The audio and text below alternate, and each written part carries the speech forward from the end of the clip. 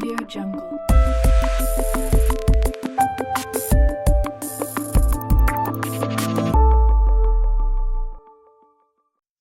Bonjour à tous, ravi de vous retrouver pour cette nouvelle étape de notre projet. Dans la dernière vidéo, nous avons tenté de classifier nos animaux avec du machine learning traditionnel, mais nous avons stagné à une accuracy de 0,53. C'est un bon début, mais insuffisant. Aujourd'hui, nous allons franchir un cap en utilisant le deep learning pour voir comment dépasser largement ce score. Ce projet met en œuvre un réseau de neurones convolutifs, CNN, utilisant TensorFlow et Keras pour classer des images d'animaux en 4 catégories: buffles, éléphants, rhineux et zèbres. L'objectif est de construire un modèle capable d'apprendre automatiquement à reconnaître les caractéristiques visuelles propres à chaque espèce à partir d'un jeu de données de 4000 images d'entraînement. Ce projet se divise en deux approches complémentaires pour résoudre le même problème de classification d'images par apprentissage profond. Le premier fichier est dédié à la création d'un modèle à partir de zéro. Nous y définissons nous-mêmes l'architecture de réseau de neurones convolutifs. Le deuxième fichier utilise le transfer learning, c'est-à-dire l'apprentissage par transfert. Nous y exploitons des modèles pré-entraînés. Alors, pour notre premier fichier, on a la première cellule, charger les outils nécessaires et garantir la reproductibilité. Deuxième cellule, configurer l'environnement de travail et les variables globales. Troisième cellule, alors créer des objets de données efficaces pour l'entraînement. Quatrième, tester le modèle sur des images réelles et afficher les résultats graphiques, comme dans l'écran.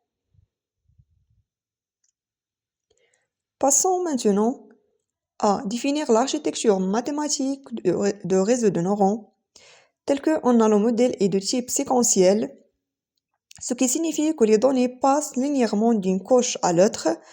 Couche convolutive de D, elles servent d'extracteur de caractéristiques. Par exemple, elles apprennent à reconnaître les rayures d'un zèbre ou la forme des cornes d'un buffle. On a aussi la couche de Pauling, Max Pauling de D, elle compresse l'image pour ne garder que les informations les plus importantes, ce qui réduit le temps du calcul. Et on a à la fin couche dense, située à la fin, elle effectue la classification finale parmi les 4 classes, buffle, éléphant, rhino et zèbre, grâce à une fonction d'activation softmax. Maintenant, on a la compilation et l'entraînement. On a lancé l'apprentissage de modèles sur nos images. Et ensuite, on a analysé visuellement si le modèle a bien appris sans faire de son apprentissage ou non. Passons maintenant à mesurer précisément la performance pour chaque animal. C'est la matrice de confusion.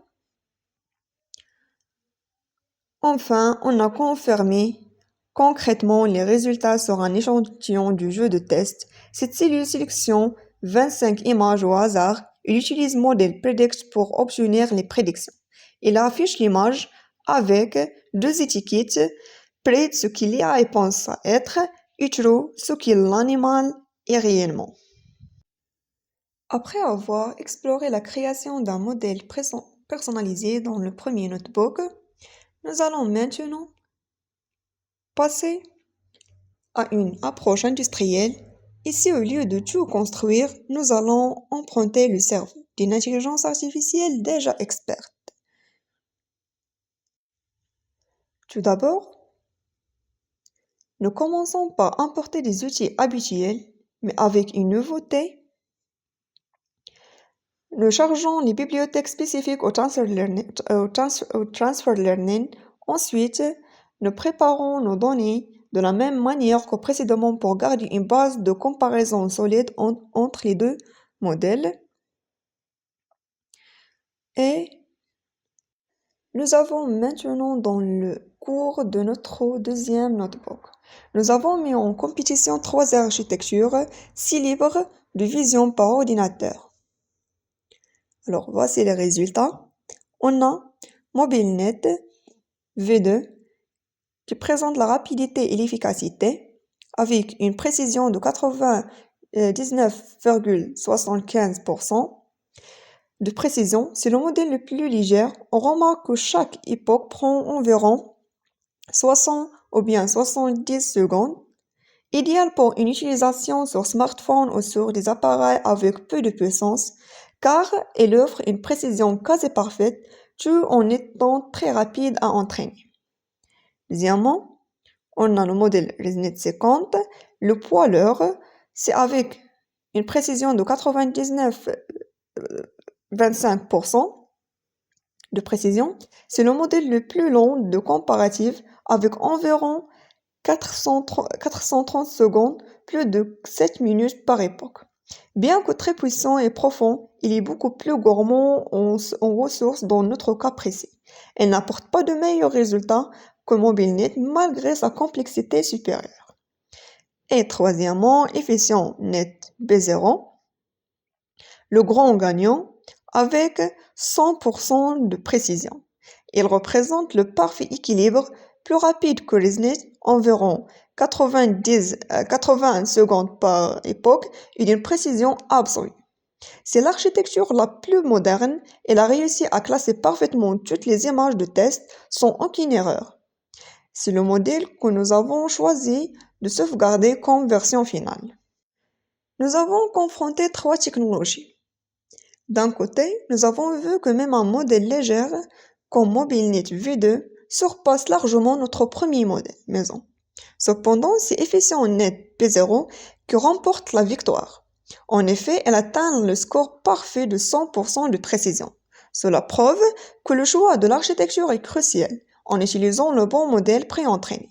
On obtient une AI infaillible pour reconnaître nos 4 espèces d'animaux. Alors, ce tableau présente un résumé de l'architecture d'un modèle de deep learning basé sur EfficientNet P0, un réseau de neurones convolutifs très performant pour la vision par ordinateur.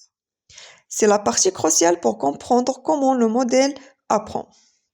Alors, on a le total de paramètres, 5 036 465, le nombre total de poids dans le réseau. Trainable paramètres, 3028. Ce sont les seuls paramètres qui vont être mis à jour pendant l'entraînement. Et cela correspond principalement aux 2 dernières couches dans 4 et dans 5. On a aussi nos trainable paramètres, ce sont les paramètres de la base EfficientNet P0. Elles ont été gelées ou bien frozen.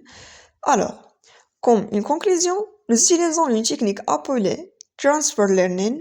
Nous profitons de la connaissance pré-entraînée d'EfficientNet sur des millions d'images et nous n'entraînons que la tête de modèle pour l'adapter à nos classes spécifiques. Une fois cette structure en place, nous lançons l'entraînement. Alors, contrairement au premier fichier, nous remarquerons que la précision monte beaucoup plus vite. C'est l'avantage de Transfer Learning. Le modèle ne part pas de zéro, il s'adapte simplement. De plus, nous utilisons souvent un taux d'apprentissage plus fin pour ajuster les derniers détails sans brusquer les connaissances préexistantes du modèle. Après l'effort, la vérification. Alors, nous générons les graphiques de performance grâce à la puissance d'efficient. Les erreurs de confusion entre les classes sont 0. On a une matrice diagonale. Alors 100% des valeurs vraies pour buffalo, éléphant, rhino et zébra, c'est-à-dire aucune erreur. Pour terminer, une fois convaincus par les résultats, nous allons notre travail. Enfin, nous utilisons modèle save Pour exporter ce modèle optimisé au format .keras, ce fichier final est celui que l'on pourrait réellement déployer dans une application mobile ou un site web de reconnaissance animalière. C'est ici que s'achève la phase de recherche et développement sur Jupyter Notebook pour laisser place à la phase de déploiement sur VS Code au lieu de réentraîner le modèle à chaque lancement. Alors, à chaque lancement de l'application, ce qui serait extrêmement long et coûteux en ressources, nous effectuons une transition stratégique vers un environnement de production. Nous copions simplement notre fichier animal classifié efficient.net keras dans notre dossier de projet sur VS Code. Cette étape est cruciale et elle nous fait gagner un temps précieux puisque le serveur de notre AI est désormais figé et prêt à l'emploi. Nous créons alors un fichier API ou bien API-Python. Ce fichier est généralement basé sur un framework comme Streamlit, comme notre cas. Dans ce script, nous utilisons une commande simple pour charger le modèle pré-entraîné. Une fois notre modèle expert sauvegardé, nous passons à la concrétisation de projet, la création d'une application intuitive avec Streamlit.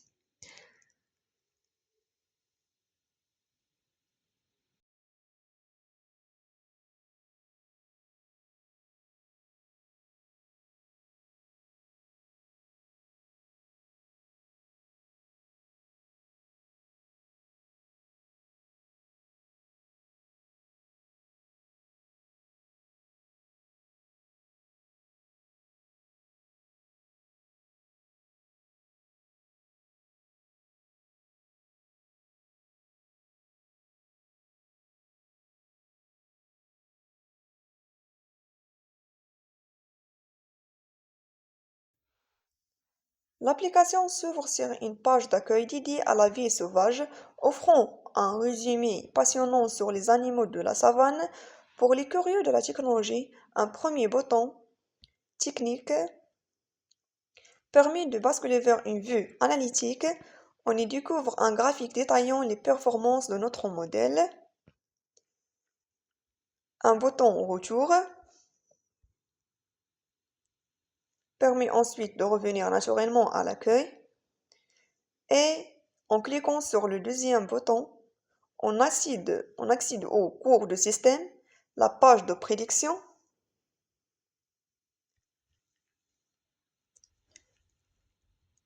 Pour plus de flexibilité, nous avons intégré 3 méthodes de chargement. Prendre une photo en direct via caméra, coller le lien URL d'une image trouvée sur web ou bien importer un fichier directement depuis notre machine. Alors on va tester avec prendre une photo en direct via la caméra. Une fois la photo chargée, l'AI livre son prédicte instantanément, mais nous ne nous arrêtons pas à un simple nom, nous offrons une expérience complète. Audio informatif, un bouton permet d'écouter un résumé vocal sur la vie de l'animal prédit. Rhinocéros, animal massif protégé pour ses cornes. Il a une vue faible mais une ouïe fine. Durée de vie environ 35 à 50 ans. Et un autre bouton déclenche le véritable cri de l'animal.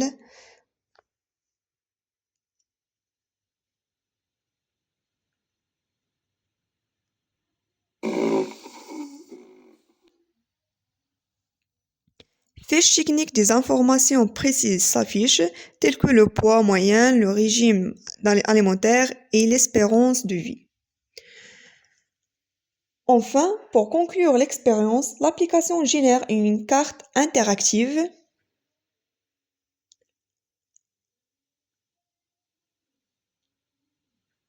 grâce à des marqueurs PIN en orange. L'utilisateur peut visualiser instantanément les pays d'origine et les zones naturelles où l'on peut rencontrer l'animal identifié. C'est ainsi que nous transformons un fichier complexe de neurones artificiels en un outil éducatif, ludique et complet, prêt à sensibiliser le public à la protection de la faune sauvage. Merci sur votre attention. À la prochaine.